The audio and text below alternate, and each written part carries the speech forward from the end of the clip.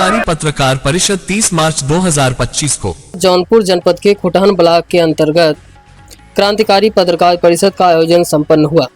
आयोजन में होली मिलन समारोह मनाया गया और पत्रकार संरक्षण पर विशेष चर्चा हुई। देखिए वीडियो के माध्यम से राष्ट्रीय अध्यक्ष एवं कार्यकारी पदाधिकारी ने क्या कहा।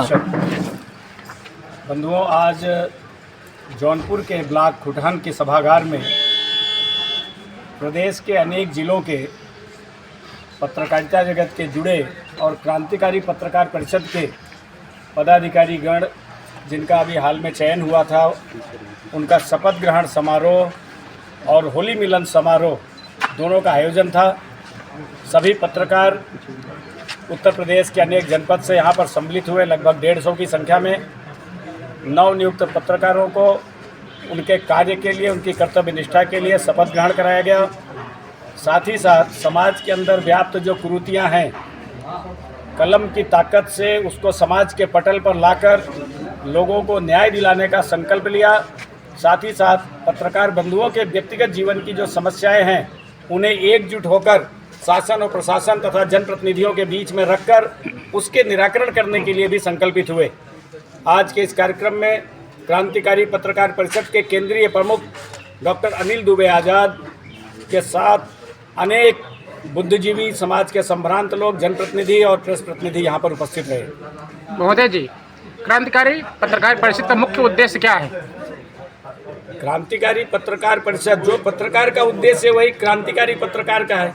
कई बार समाज में कार्य करते हुए पत्रकार के सामने भी अनेक चुनौतियों का सामना आता है।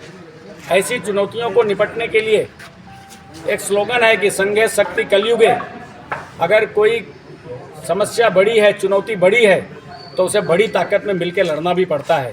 ऐसे में संपूर्ण देश के अंदर और उत्तर प्रदेश के अनेक जिलों में क्रांतिकारी परिषद काम कर रहा है, जो पुरजोर तरीके से अपने साथी के साथ उसकी समस्या में खड़ा होकर उसको संघर्ष करता है। पत्रकार चौथा स्तंभ कहा जाता है, तो फिर पत्रकार को संगठन बनाने की जरूरत क्या पड़ी? संगठन तो हर जगह है। अगर देखा जाए तो पूरी की पूरी व्यवस्था का नाम ही संगठन है। अगर आज किसी शासन अथवा प्रशासन में बैठे व्यक्ति के ऊपर कोई आपत्ति आती, कोई आरोप आता है, तो पूरी व्यवस्था के साथ खिलवाड़ माना जाता है। उसी तरह से पत्रकारिता भी एक व्यवस्था का अंग है। उसके भी तमाम साथी उसके अंश हैं और सभी उसके साथ मिलजुल कर इसलिए प्रयास करते हैं। पत्रकारों के साथ लगातार संगठन कार्य कर रहे हैं, लेकिन क्या सब वो जो संगठन है वह संगठन प्रशासन पे भी कुछ चीज़ें ले जाके बात कर रहे हैं? क्योंकि आए दिन पत्रकारों की हत्याएं हो रही हैं, जिसको लेकर के संगठन तो काम कर रहे हैं, लेकिन अभी तक कोई सरकारी ऐसी नीतियां नहीं बनी है जो पत्रकारों के हक अधिकार की बात करता हो। इस पर पत्रकारों के लिए भी नीतियाँ बनी है, ऐसा नहीं है। प्रत्येक अखबार के मान्यता प्राप्त पत्रकार होते हैं, जिनको सरकार आवागमन के लिए सुविधा देती है, उनको मेडिकल की सुविधा देती है। साथ ही साथ अगर उनकी हत्या होती है या परिवार के साथ कुछ होता है तो उसकी भी व्यवस्था की जाती है।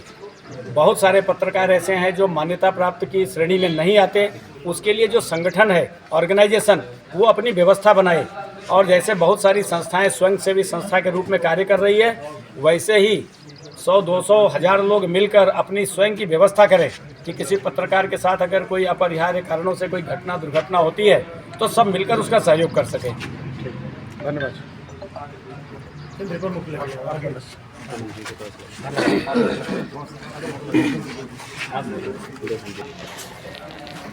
आज ये जो आयोजन हुआ उसमें बहुत ही सुंदर ढंग से सारी बातें रखी गई। जैसा कि आप लोग जानते हैं, पत्रकार चतुर्थ स्तंभ लोकतंत्र का कहा जाता है, लेकिन यह तभी संभव है जब पत्रकार भी पत्रकार की तरह रहें और पत्रकारिता का स्तर न गिरने दें। और कोई सवाल पूछना है भाई? बस ठीक। केंद्रीय प्रमुख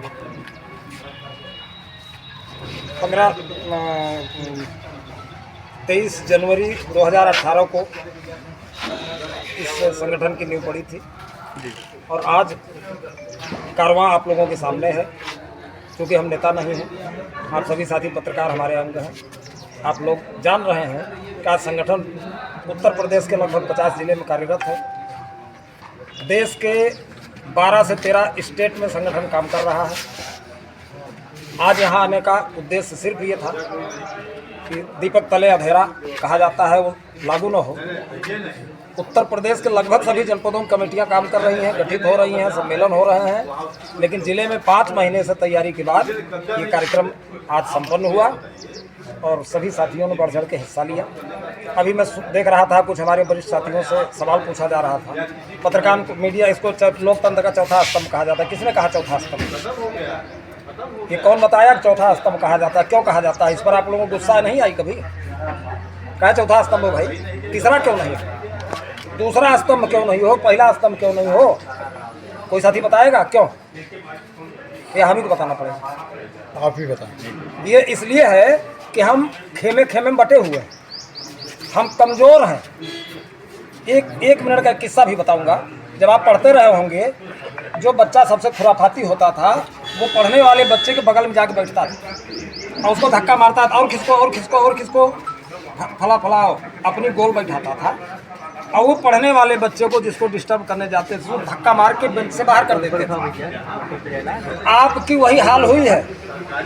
जो भी कार्यपालिका, विधायिका, न्यायपालिका, जो भी ये गिरोह बंद होकर के काम कर रहे हैं, आप लोग गिरोह बंद जब तक नहीं होंगे, जब तक आप एकजुट नहीं होंगे, मजबूत नहीं होंगे, अभी तो चौथा है, चौथे के माध्यम से 5वें तक चले जाओगे, आपकी गिनती समाप्त हो जाएगी। इसलिए पत्रकारों को जागने की जरूरत है। दुनिया का सबसे जागरूक जीव जो होता है वो पत्रकारिता में आता है और हम सबसे ज़्यादा जागरूक हैं। इसलिए हम नहीं मानते कि हम चौथा स्तंभ हैं, और हम तब तक लड़ाई लड़ेंगे जब तक ये तीनों स्तंभ मिल करके हमको प्रथम स्तंभ नहीं बना देंगे, हमको प्रथम स्तंभ का सम्मान नहीं मिलेगा, तब तक क्रांतिकारी का आंदोलन जारी है।